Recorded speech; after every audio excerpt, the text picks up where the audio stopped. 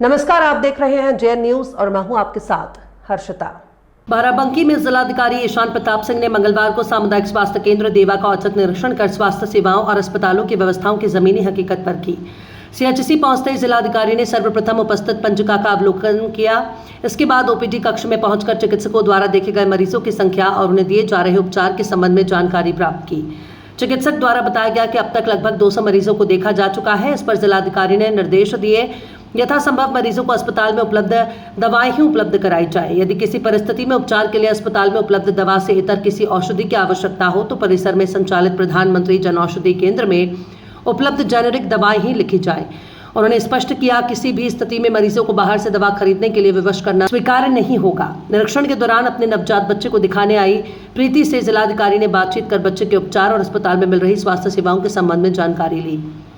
उन्होंने मरीजों से सीधे संवाद कर स्वास्थ्य सेवाओं की वास्तविक स्थिति का फीडबैक प्राप्त किया। अगले चरण में जिलाधिकारी ने एक्सरे कक्ष, एनसीसी कक्ष, बाल रोग विशेषज्ञ और स्त्री रोग विशेषज्ञ कक्ष का निरीक्षण किया। स्त्री रोग विशेषज्ञ कक्ष में उन्होंने इस महीने सीएचसी में हुए प्रसवों की संख्या और संबंधित स्वास्थ्य सेवाओं के संबंध में जानकारी प्राप्त की।